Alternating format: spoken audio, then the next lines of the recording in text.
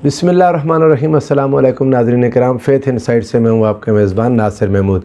साल 2021 शुरू होने को है, 2020 का आज आखिरी दिन है। अल्लाह रब्बुल इज़्ज़त इस आने वाले साल को हमारे लिए बाबरकत बनाए, इसमें खैर और आफ़ियत अता फ़रमाए। हर तरह की भूख, बीमारी, जहालत, बेरोज़गारी, महंगाई, रिश्वत और तमाम बदउनवानियों का ख़ात्मा फ़रमाए। और ये जो कोरोना जैसे मर्ज़ जिसका हमने 2020 में मुशाहदा किया और जिससे हम गुज़रे, जिस तकलीफ़ से और कर्ब से इंसानियत गुज़री, अल्लाह रब्बुल इज़्ज़त 2021 में इंसानियत को इससे निजात अता फ़रमाए।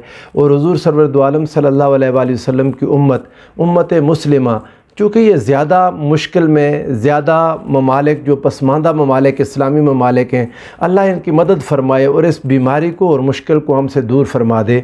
साल के आगाज़ में जो एक बहुत ही अहम चीज़ शुरू हो जाती है, जिसका एक बहस की सूरत इख्तियार कर लेती है कि बाज़ लोग इस पर मुबारकबाद पेश करते हैं और बाद इसकी मुखालफत करते हैं। इन दोनों चीज़ों की हैसियत क्या है उसका मैं ज़िक्र करूँगा, मगर बुनियादी तौर पर इस चीज़ को समझ लें कि ये साल क्या होते हैं। साल जो हमारे पास कैलेंडर चल रहे हैं, जो मशहूर कैलेंडर है हमारे पास, उनमें से एक ये जो हमारा हिजरी साल का कैलेंडर है, एक ग्रेगोरियन कैलेंडर है, एक बिक्रिमी कैलेंडर जो हमारे पास मौसमों के लिहाज से चलता है। लेकिन ज़्यादा मशहूर ये तीनों तारीख़ें हमें अखबार के सर वरक पर ऊपर लिखी नज़र आती हैं। उसमें हिजरी तारीख़ होती है, ईसवी तारीख़ होती है और बिक्रिमी तारीख़ होती है। ये जो दो ज़्यादा मशहूर कैलेंडर हैं, इनमें से एक जो जनवरी, फरवरी, मार्च, अप्रैल जिसका अभी आगाज़ होने लगा है, और एक हिजरी कैलेंडर है जिसे मुहर्रम, सफ़र, रबीउल अव्वल, रबीउल सानी के नाम जो महीने उसमें आते हैं। एक को इस्लामी साल कहा जाता है और दूसरे को ईसवी साल कहते हैं। और इन दोनों में होता ये है कि ये जो हमारा हिजरी कैलेंडर है, मेरे हिसाब में तो दोनों साल ही इस्लामी हैं। मुहर्रम, सफ़र भी इस्लामी साल है, जनवरी, फरवरी भी इस्लामी साल है। इन दोनों की तारीख़ों का हिसाब लगाया जाता है। एक हुज़ूर नबी करीम सल्लल्लाहु अलैहि वसल्लम की हिजरत के बाद के सालों को गिन रहा है कि आका अलैहिस्सलाम की हिजरत होने से लेकर आज तक कितने साल गुज़र चुके हैं। और एक की निस्बत सैयदना ईसा अलैहिस्सलाम के साथ है। वो दुरुस्त है या गलत है कि 2020 साल ही हुए हैं या उससे कम व बेश हुए हैं, ये एक अलग बहस है, मौजू है। लेकिन उसका ताल्लुक़ सैयदना ईसा अलैहिस्सलाम की ज़ात बबरकात से है और ईसा अलैहिस्सलाम भी हमारे नबी हैं। और हुज़ूर सरवर दो आलम सल्लल्लाहु अलैहि वसल्लम अल्लाह के आखिरी नबी और रसूल हैं। और अल्लाह का दीन इस्लाम जिसकी तबलीग सैयदना ईसा अलैहिस्सलाम ने भी की, तमाम अंबिया ने की, और हमारे आक़ाए दो जहां सल्लल्लाहु अलैहि वसल्लम उसी दीन इस्लाम का लेटेस्ट और आखिरी वर्जन लेकर आए कि आपके बाद और कोई नबी नहीं है। तो ये जो हिजरी कैलेंडर है, इसकी तारीख़ों को, इसके महीनों के शुरू होने का जो मामला है वो चाँद के साथ जुड़ा हुआ है। चाँद को अरबी में कमर कहते हैं, सो ये कमरी महीने हैं।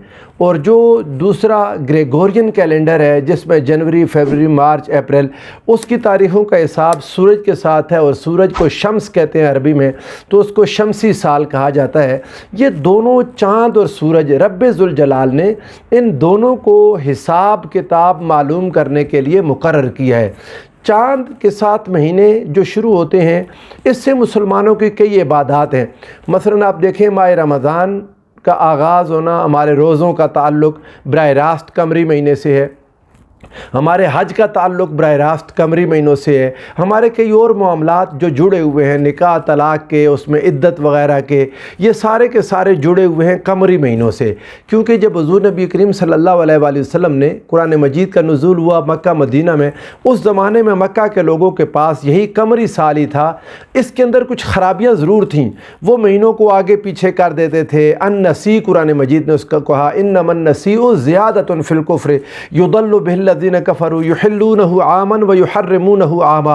अरब के लोग ये करते थे कि जो 4 महीने हुर्मत वाले थे, अल्लाह रब्बुल इज़्ज़त ने जिनको हुर्मत वाले महीने कहा था, 12 महीनों में से 4 महीने, इन 12 महीनों की तादाद भी ख़ुद रब्बे ज़ुल जलाल ने मुकर्रर की। इरशाद फरमाया, इन्ना इद्दतश-शुहूर इंदल्लाहि इस्ना अशरा शहरन फ़ी किताबिल्लाहि यौम ख़लक़स समावाति वल अर्द।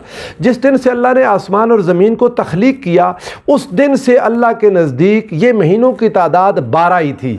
12 مہینوں کا ایک سال بنتا ہے، ہمیشہ ہمیشہ سے انسانوں کے پاس یہی تھا۔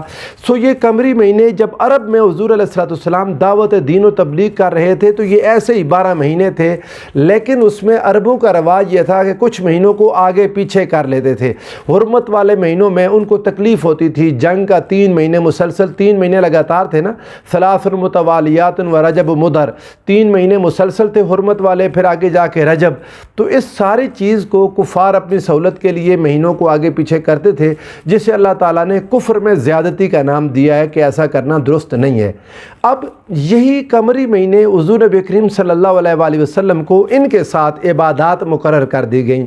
ماہ رمضان انہی قمری مہینوں میں آتا ہے، ذوالحج جو حج کا سال مہینہ ہے وہ بھی انہی قمری مہینوں میں آتا ہے۔ لیکن بہت دلچسپی کی آپ کو بات بتاؤں کہ ہماری روزمرہ کی عبادت نماز یہ سورج کے ساتھ متعلق ہے، یعنی ہمارا سارا دن چونکہ سورج کے ساتھ ہوتا ہے، اور ہماری نمازیں سورج سے صبح صادق سے لے کر عشاء کے وقت تک لدلوک الشمس الی غسق اللیل، ہماری نمازیں اس کے اندر ہیں۔ تو نمازوں کا حساب و کتاب ہمارے دن میں صبح کی نماز، پھر اس کے بعد کچھ نوافل ہیں جو مثلا آپ دیکھ لیں کہ اس میں اشراق ہے، پھر چاشت ہے، پھر ظہر ہے، پھر عصر ہے، پھر مغرب ہے، یہ ساری سورج کے ساتھ متعلق ہیں۔ تو نماز کو سورج سے اس کا حساب مقرر کر دیا، اور ہماری بقیہ کئی عبادات کو چاند کی حساب سے اللہ رب العزت نے ہم پر فرض کیا، اور ہم ان کو اب مشاہدہ چاند کی اترنے طلوع اور غروب سے کرتے ہیں۔ لیکن یہ دونوں چیزیں سورج اور چاند دونوں کے دونوں اللہ کے حکم کے پابند ہیں، اور ان دونوں کو رب ذوالجلال نے ماہ و سال کا حساب کرنے کے لیے مقرر فرمایا، اور لوگوں کو ان سے حساب لینا درست ہے۔ میں چند قرآن مجید کی آیات آپ کے سامنے رکھتا ہوں جن میں اللہ رب العزت نے سورج اور چاند دونوں کو ماہ و سال کا حساب، حسبان کا لفظ ان کے لیے بولا کہ یہ سال اور مہینوں کا حساب رکھنے کے لیے ہیں۔ آپ اس میں سورہ یونس کی آیہ نمبر 5 کو دیکھیں، اللہ رب العزت نے ارشاد فرمایا اعوذ باللہ من الشیطان الرجیم هو الذی جعل الشمس ضیاء والقمر نورا وقدره منازل لتعلموا عدد السنین والحساب۔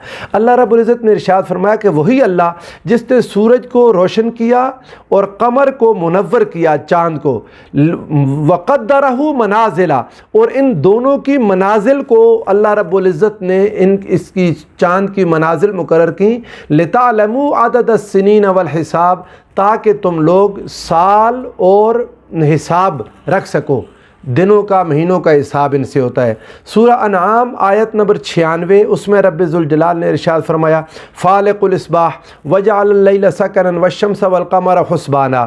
اللہ تعالیٰ نے ارشاد فرمایا کہ وہ رب جو رات کے اندھیرے سے پھاڑ کر روشنی نکالنے والا، صبح کو طلوع کرنے والا رب، اس نے وجعل اللیل سکنا والشمس والقمر حسبانا، اس نے رات کو سکون کے لیے بنایا اور سورج اور چاند ان دونوں کو حساب کے لیے بنایا۔ ذالک تقدیر العزیز العلیم، اور یہ اللہ رب العزت جو کہ بڑا غالب اور علم والا ہے اس کی تقدیر ہے۔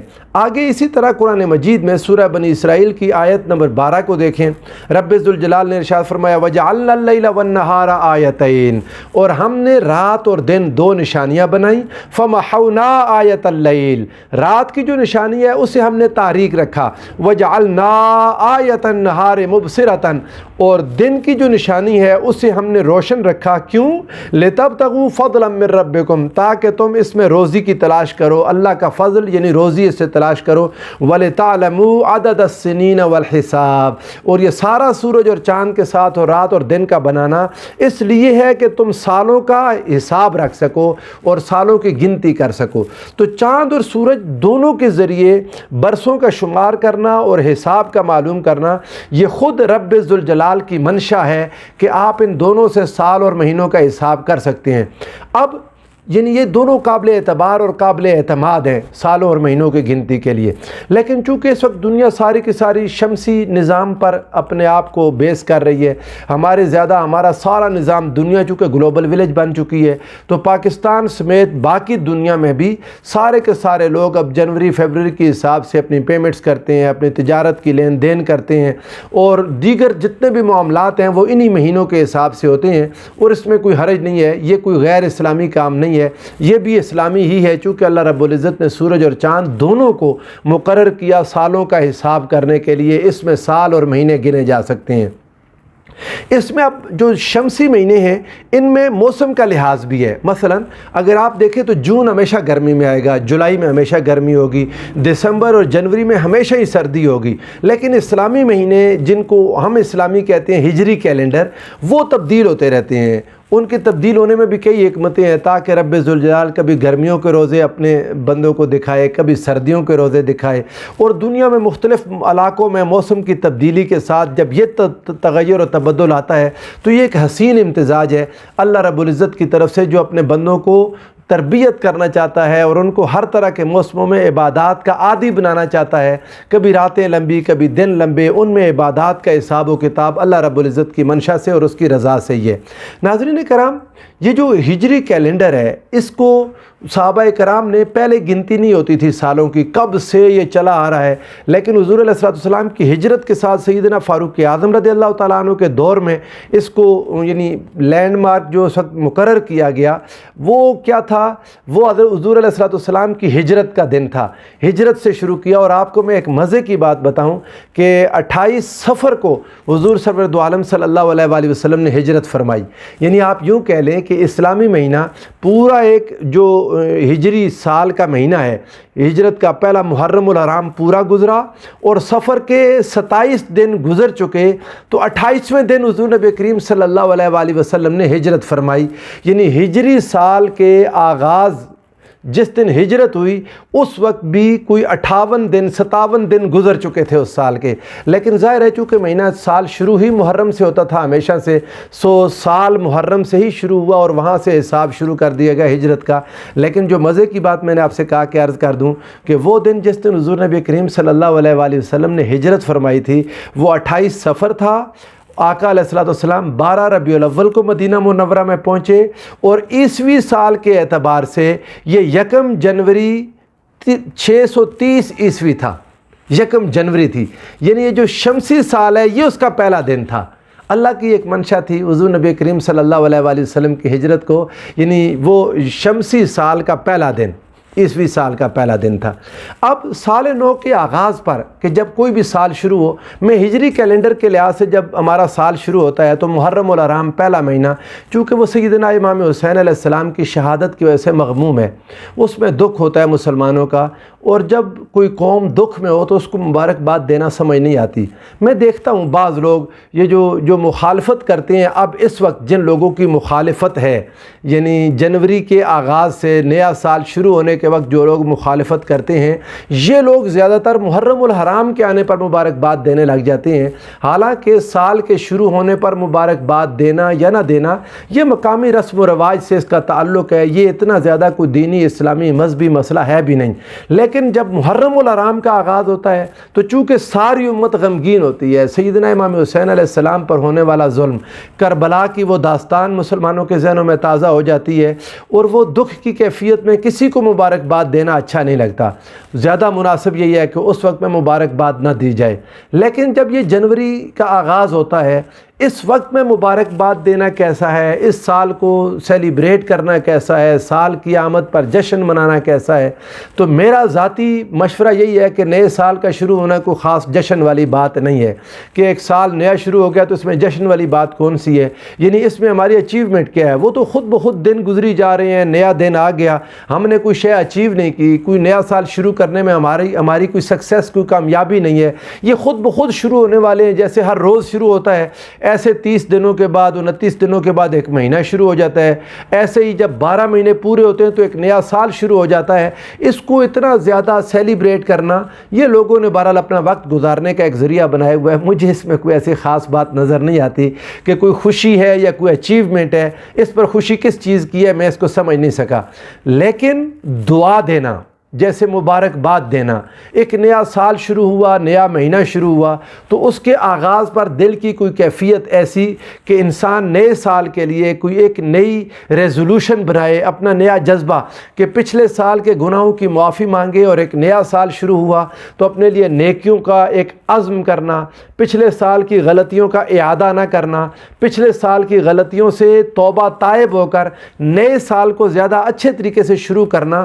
اگر یہ جذبہ जज्बा हो तो हुज़ूर नबी करीम सल्लल्लाहु अलैहि वसल्लम ने जो हर महीने के शुरू होने पर दुआ बतलाई, वो दुआ हमें इस तरफ रहनुमाई करती है कि हम बहरहाल नेक जज्बात का इजहार एक दूसरे के लिए कर सकते हैं कि आपके लिए अल्लाह करे ये आने वाला साल अच्छा हो। जैसे मैंने इस गुफ्तगू के आगाज़ में दुआ कर दी कि अल्लाह करे इस नए साल में ये सारी बीमारियां, तकलीफ़ें, तंगी, दुख, मुसीबतें जो पिछले साल में हमने देखी या पिछले कई सालों में, अल्लाह करे नए साल के आने से वो ख़त्म हो जाए।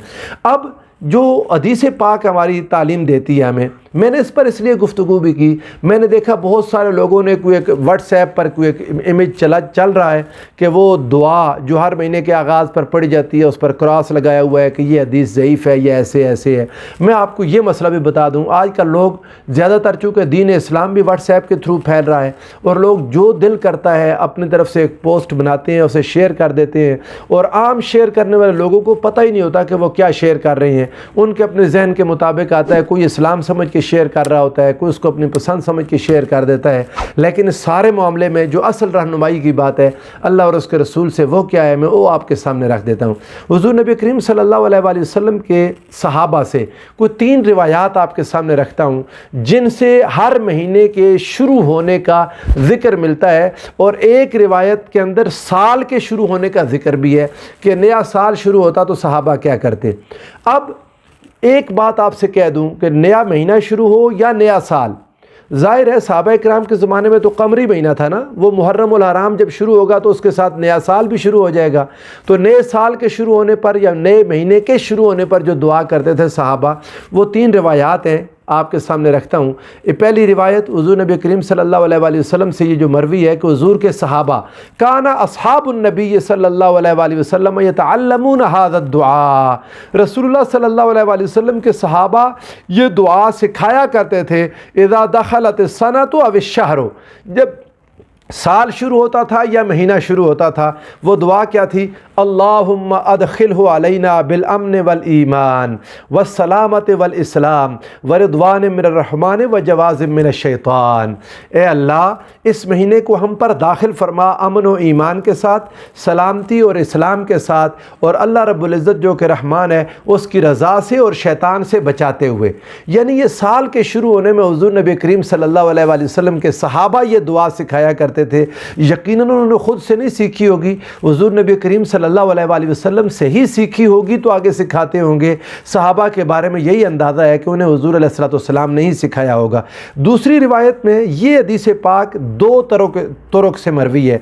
एक इसका तरीक़ मोजम औसत में इमाम तबरानी लाए हैं, वो सनद ज़ईफ़ से है, और इसी का दूसरा जो तरीक़ है, जो दूसरी रिवायत है मजमा उज़ ज़वाइद में और कुछ और कुतुब हदीस में, वो असनाद हसन से मरवी है, यानी उसकी रिवायत हसन है, वो ज़ईफ़ नहीं है।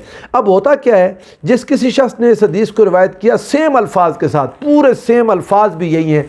अब जब हदीस रिवायत हुई तो जो एक रिवायत जो ज़ईफ़ है, यानी एक किताब के अंदर सनद ज़ईफ़ है, तो उसका ज़ोफ़ देखकर, उसका हुक्म देखकर कई लोग उस पर क्रॉस करके कहते हैं ये ज़ईफ़ है। हालांकि मेरा अपना नुक्ता नज़र या मेरे असातिज़ा जिनसे मैं पढ़ा हूँ, हम हदीस ज़ईफ़ को फ़ज़ाइल आमाल में मकबूल मानते हैं, और मुहद्दिसीन सारे शुरू से लेकर आज के दिन तक आप मुहद्दिसीन के यहाँ देखेंगे तो हदीस ज़ईफ़ को फ़ज़ाइल आमाल में और शख्सियात के फ़ज़ाइल में कबूल करते हैं। लेकिन यहाँ तो मामला ये अजीब है कि एक ही हदीस है, उसका एक तरीक़ ज़ईफ़ है तो उस पर हुक्म ज़ोफ़ का लग गया, उसी का दूसरा तरीक़ हसन है, यानी वो ज़ोफ़ के ऊपर के दर्जे में चला गया, और वही हदीस एक तीसरी किताब में आई तो वो अला शर्त सही है दुरुस्त मानी गई, और हाफिज़ इब्न हजर अस्कलानी ने उसे सही करार दे दिया और कहा मौकूफ़ुन अला शर्त सही।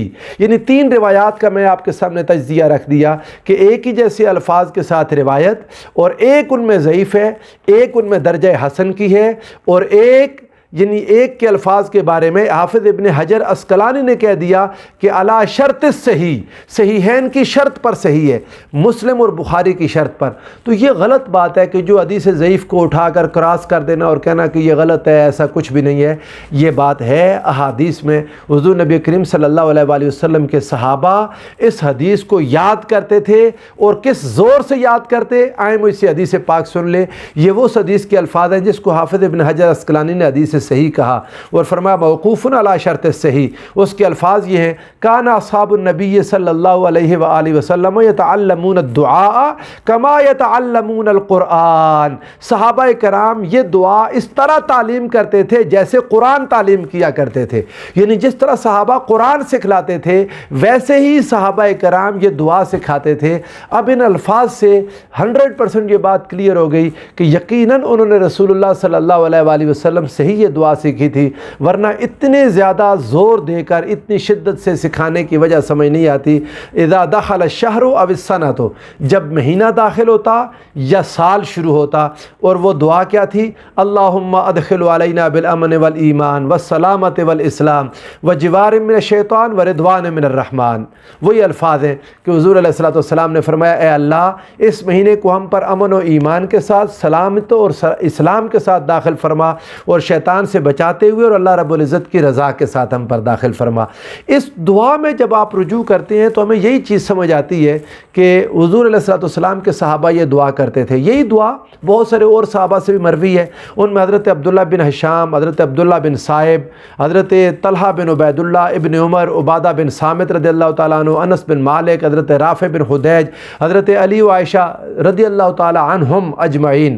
ان سب سے یہ روایت موجود ہے. اور لیکن دوسری جگہوں پر وہ چاند کے دیکھنے کی دعا کے طور پر آ جاتی ہے.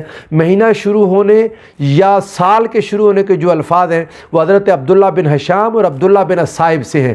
باقی جہاں بھی ہے وہ پھر چاند کے دیکھنے پر ہے اللہم احلہ علینا کے الفاظ آ جاتے ہیں. چونکہ ہلال پہلے دن کے چاند کو کہتے ہیں تو پہلے دن کے چاند کے اوپر دعا کرنا یا مہینہ داخل ہونے پر دعا کرنا، یا جب 12 مہینے پورے ہو کر پہلا مہینہ داخل ہوتا ہے تو وہ سال ہی آ جاتا ہے اس پر دعا کرنا، یہ مسنون عمل ہے. حضور نبی کریم صلی اللہ علیہ وآلہ وسلم کے صحابہ نے کیا ہے. اب اپنے لیے دعا کرنا علینا، ہم سب کے لیے دعا سے میں یہی اندازہ کرتا ہوں کہ اگر آپ کسی کو مبارک دے دیں، مبارک کیا ہے؟ برکت کے الفاظ ہیں کہ اللہ یہ آنے والا سال تمہارے لیے سلامتی اور امن کا کرے، تمہارے لیے برکت کا کرے. دوسرے کے لیے نیک خواہشات کا اظہار ہے تو اس میں ایسی کوئی برائی نہیں ہے. یہ مقامی طور پر رسم و رواج کے ساتھ بھی متعلق چیز ہے. جیسے کسی نے نئے کپڑے پہنے تو بعض علاقوں میں رواج ہے نئے کپڑوں پر بھی مبارکباد دے دیتے ہیں. کوئی نیا جوتا خریدتا ہے تو اسے اس کے نئے جوتے پر بھی مبارکباد دے دیتے ہیں. کئی نئی چیزوں پر مبارک کا رواج ہے. اگر آپ ان ساری چیزوں کو ڈھونڈنا چاہیں تو ممکن ہے نبی کریم صلی اللہ علیہ وآلہ وسلم کی سنت سے یہ چیزیں نہیں ملیں گی.